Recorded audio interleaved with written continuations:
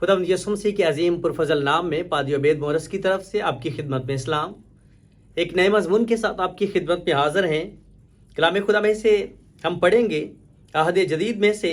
इंजील मुक़द्दस मत्ती रसूल की मार्फत और उसका 5वां बाब और उसकी 27वीं आयत मुक़द्दसा से, जिसमें इस तरह से लिखा है, तुम सुन चुके हो कि कहा गया था कि ज़िना ना करना, लेकिन मैं तुमसे ये कहता हूँ कि जिस किसी ने बुरी ख्वाहिश से किसी औरत पर निगाह की, वो अपने दिल में उसके साथ ज़िना कर चुका। बस अगर तेरी दाहिनी आँख तुझे ठोकर खिलाए तो उसे निकाल कर अपने पास से फेंक दे, क्योंकि तेरे लिए यही बेहतर है कि तेरे आज़ा में से एक जाता रहे और तेरा सारा बदन जहन्नम में ना डाला जाए। और अगर तेरा दाहिना हाथ तुझे ठोकर खिलाए तो उसको काट कर अपने पास से फेंक दे,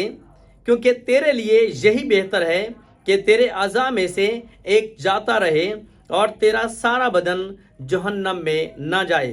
कलाम खुदा की पढ़े और सुने जाने पर खुदा उनकी पाक बरकत हो। मेरे अजीज़ों, चलम है खुदा के जिंदा कलाम की रोशनी में इस बात पर गौर करेंगे, क्योंकि बेशुरुकात बहुत सारे मोतरेज़ एतराज़ करते हैं और कलाम खुदा में से इस बात को यूँ बयान करते हैं कि अगर खुदावंद के कलाम की इन आयात की रोशनी में हर एक मसीही की ज़िंदगी को देखा जाए तो फिर तो कोई मसीही भी हमेशा की ज़िंदगी का वारिस नहीं, बल्कि सारे मसीही हमें जहन्नमी नज़र आते हैं। और उसके लिए आयत मुक़द्दसा पेश की जाती है कि जब खुदा के जिंदा कलाम में ये लिखा है कि अगर तेरी आँख तुझे ठोकर खिलाए तो तू उसको अपने पास से काट कर फेंक दे।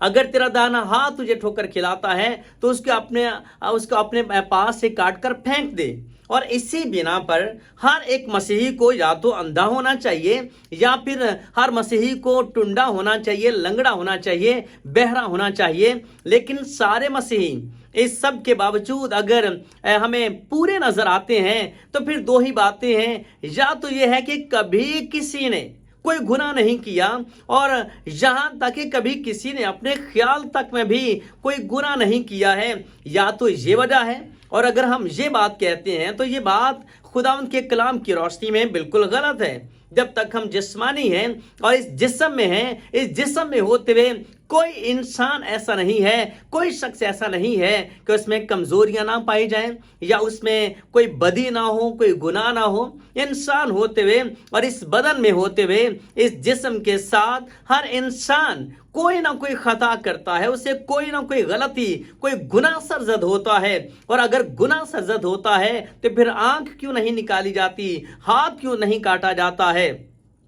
या जिस्म के दीगर अज़ा जो बेशतर का ठोकर का सबब बनते हैं वो काटे क्यों नहीं जाते हैं। तो यूं हम ये देख सकते हैं कि खुदा उनके कलाम की रोशनी में एतराज करने वालों का एतराज अपनी जगह पर बचा है, लेकिन बात है समझने की। क्या खुदा का कलाम इन बातों को यूं ही बयान करता है और इनकी यही समझ है जिस तरह आम बहुत से लोग इन बातों को इसी तौर पर लेते हैं। कलाम खुदा में जिस्मानी आदमी की सोच फर्क है और रूहानी आदमी की सोच फर्क है। याद रखें, अगर इसका सीधा सीधा यही मतलब है कि आंख ठोकर खिलाए तो आंख काट कर फेंक दी जाए, अगर हाथ ठोकर खिलाए तो उसको काट कर फेंक दिया जाए, तो फिर तो सच में हमें हर शख्स जो है कोई अंधा नजर आएगा और कोई टुंडा और कोई बहरा और कोई लंगड़ा नजर आएगा। फिर तो सारे मसीही इसी तरह के नजर आए कि किसी ने किसी वक्त में कोई गुनाह किया और किसी के अज़ा ने किसी वक्त में कोई गुनाह किया, और यूं मुख्तलिफ लोग जो हैं वो अपने उस गुनाह, उस बदी के सबब से हमें इस तरह की हालत में नजर आते हैं। खुदा का जिंदा कलाम इसके लिए किस तौर पर क्या हकीकत बयान करता है। और अजीज़ों, खुदा के जिंदा कलाम की रोशनी में आए ज़रा गौर करें कि क्या खुदा का कलाम इसी तरह बयान करता है या इसके मुआनी कुछ और हैं। हकीकत ये है कि अगर आप और मैं हम अपने उस अज़ा को जिसके बिना पे हमारा पूरा बदन जहन्नम में जाता है,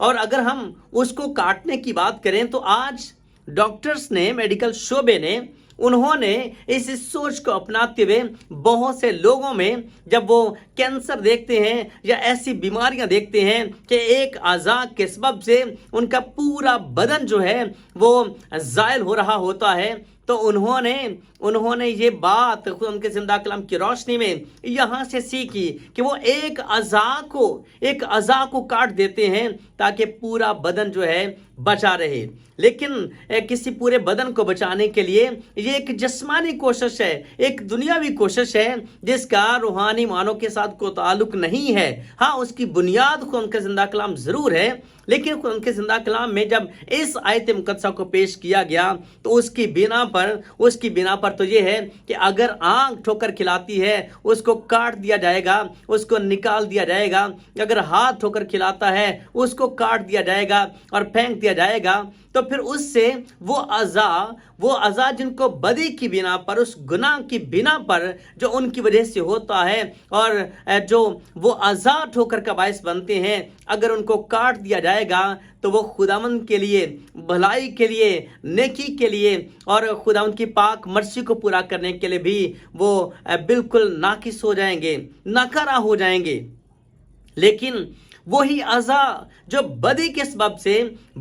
सबब से काटे जाने के लायक हैं, दर हकीकत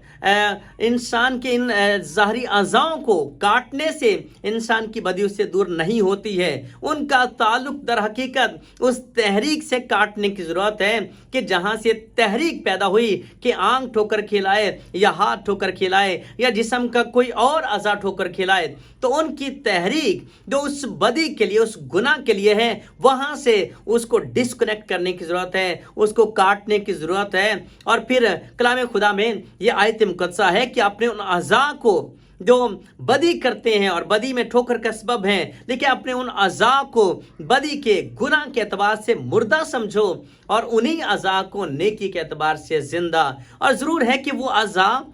अज़ा बदी के तौर पर मुर्दा हो जाएं और वही अज़ा जो है